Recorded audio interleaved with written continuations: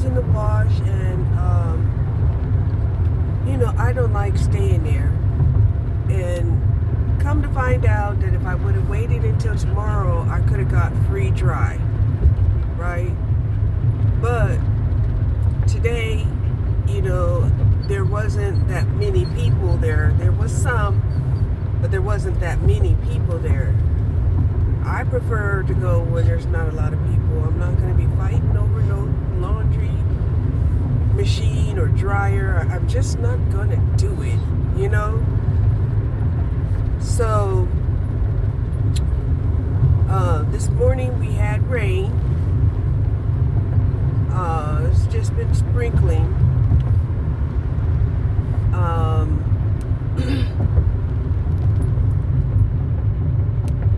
I've been trying to figure out ways, I can get organized. This is really hard for me because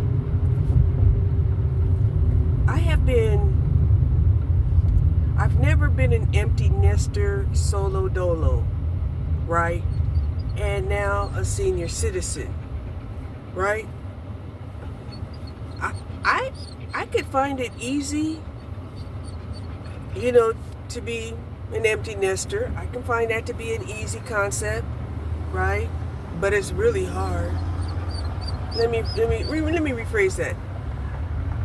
It's simple to be an empty nester. All you have to do is accept the fact that, everybody's gone, right? But it's not easy. Okay? And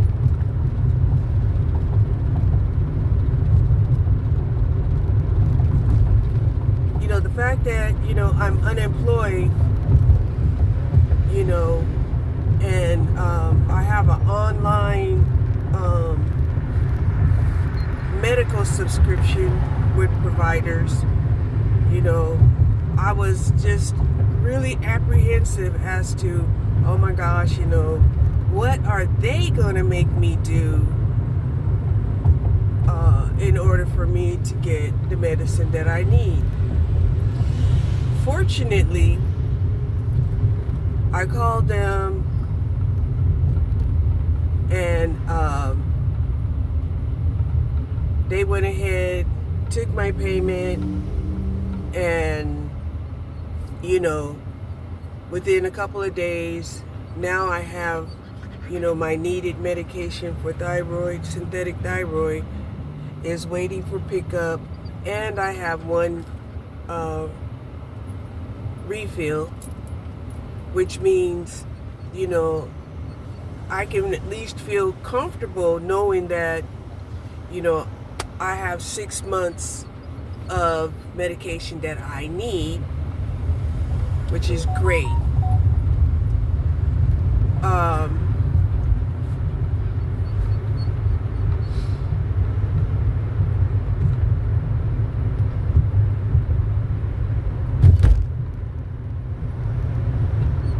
So the medication, is, a relief. The acceptance of being an empty nester is also a relief, because even though, there's not that traditional bond that we would think, family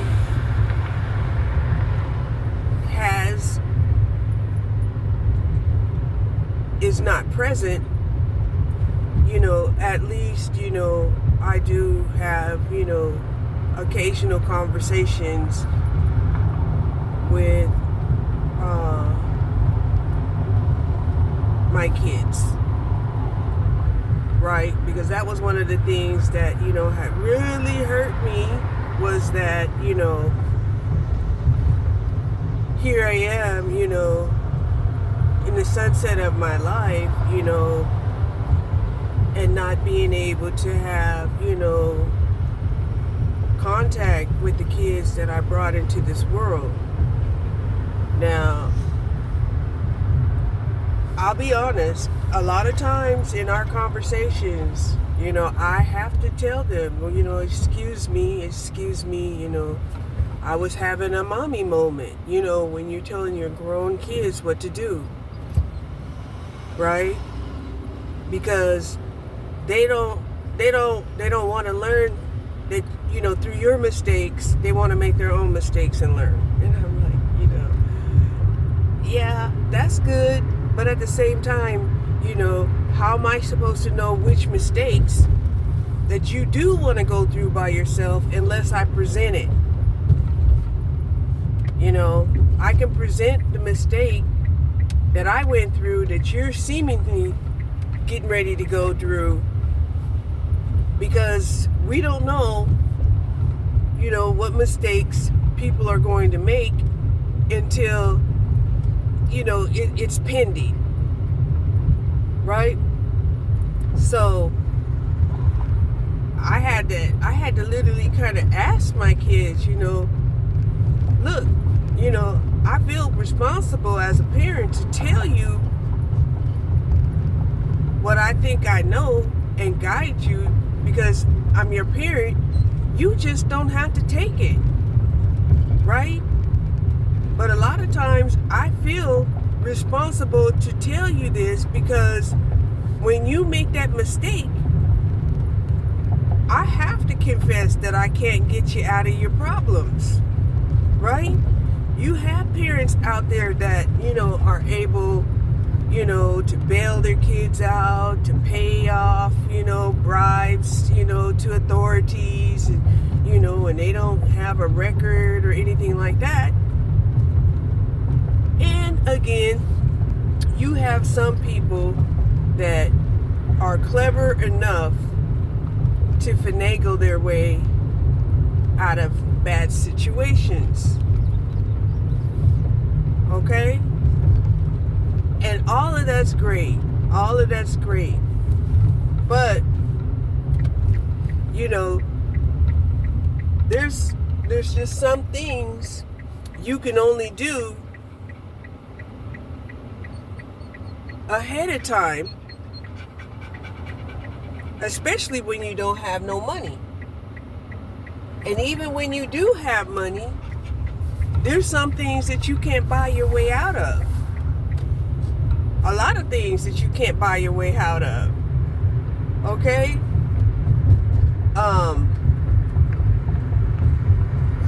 And that's what a lot of people, are starting to see, that just because you have money, just because you have connections, just because, you may have spiritual power, doesn't mean that you can avoid consequences.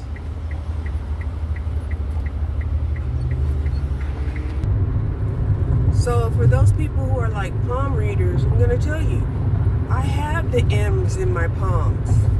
And I also have the half moons when I put my palms together.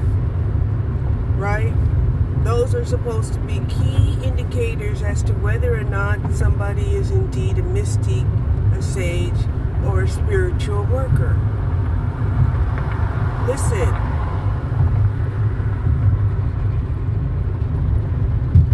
That's why a lot of people don't want to have their palms read. Okay?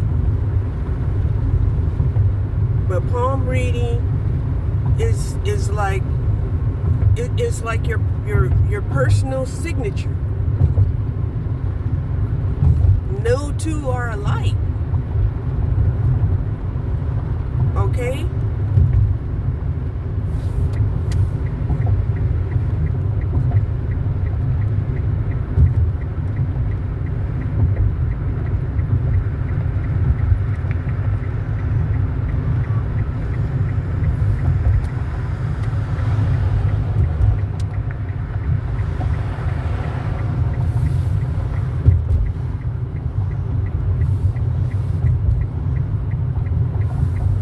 So now I'm going up here and see if I can get me another vape,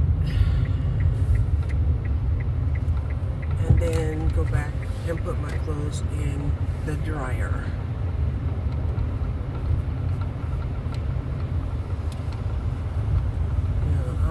I'm definitely, a creature of habit.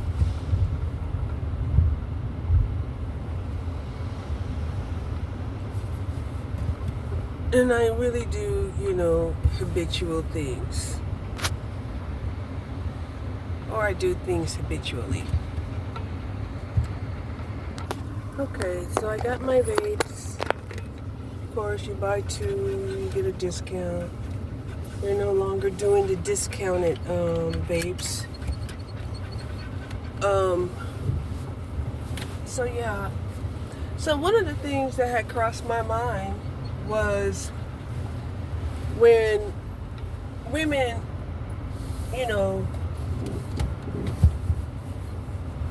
are told that, they're masculine men. Okay? Well, let's be honest, right? The men have a phobia that if they come across, a baddie, let's call her a baddie, and she comes across masculine, their mind is trying to figure out, is this a transvestite? Is this a transgender? Right? And a lot of times they will steer away from women that doesn't come across as feminine because of that.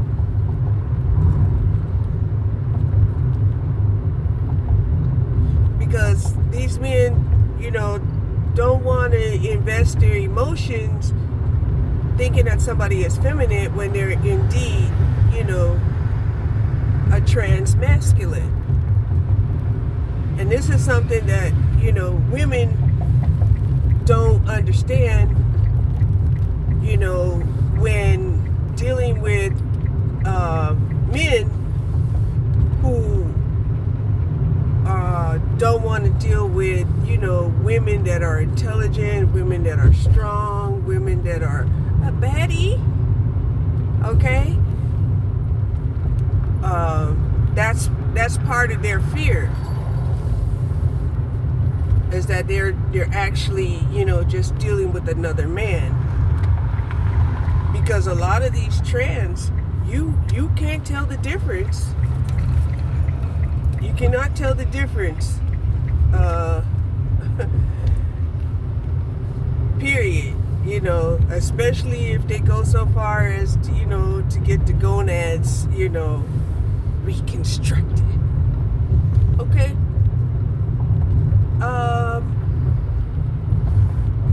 However, as women, we can think that that's a bad thing, but then at the same time, these baddies are out here, actually,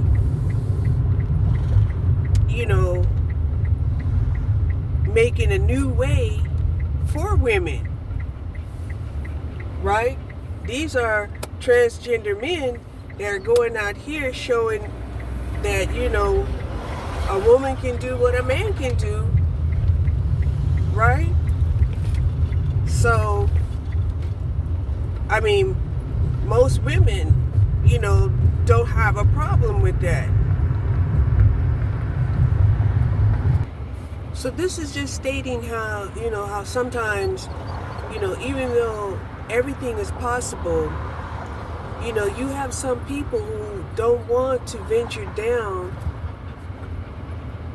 your same ideology of what's possible. For them, they will feel ungrounded. Okay? And even when it comes to like the spiritual realm, right? Right now, with people tapping into their spirituality, and it's all fun and, and even can be prosperous. A lot of people, they don't like that because they're not willing to go into that ideology.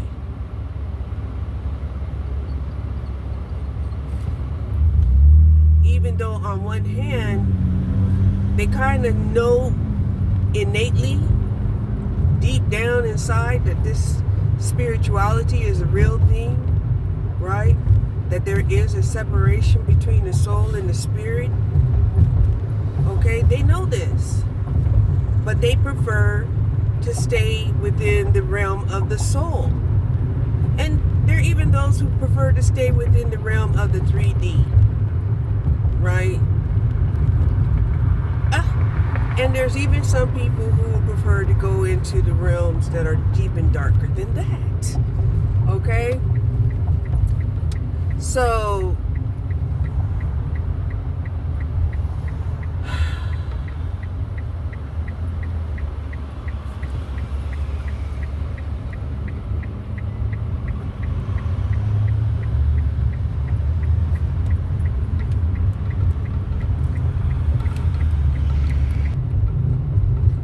and just for the protection of the women out there, I want to tell you,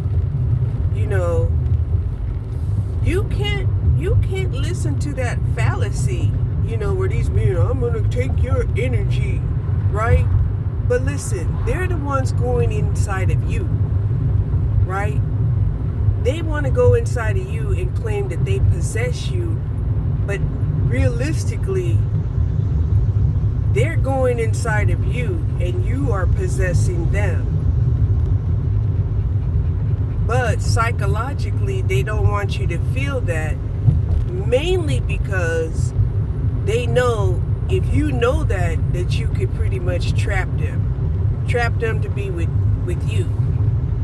If you knew that. Okay? Especially if they're just going inside of you with the intentions of trapping you. Right? It would take quite a long time for some weak ass Dusty, to get inside of you and try to do a takeover from the inside. Now, if you assist them, right? If you agree with them and you tell them that, oh yeah, I'm yours. It's your pussycat. Stuff like that. Be sure, to counterbalance that, in the back of your mind that, nah, you came in me, not me going inside of your body. Therefore, I possess you.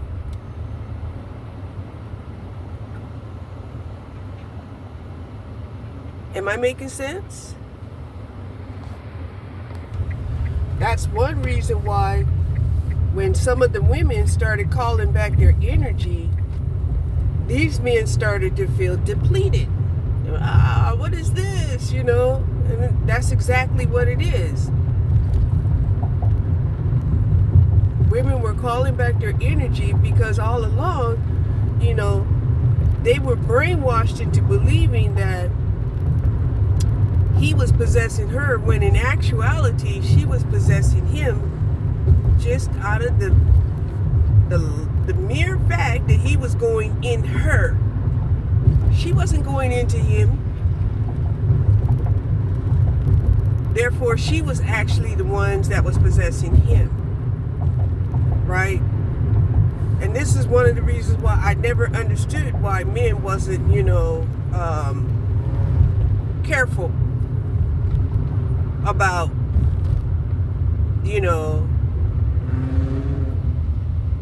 how they, what they got into, right? You got to be very careful about what as a man, what you're getting into, because whatever you're getting into has the ability to possess you, because you're going into that, not vice versa. Which is another reason why some men going into a woman, unbeknownst to them, getting possessed, that now they wind up marrying this woman, taking care of this woman, and feeling like that wasn't his intention. It wasn't his intention to do that.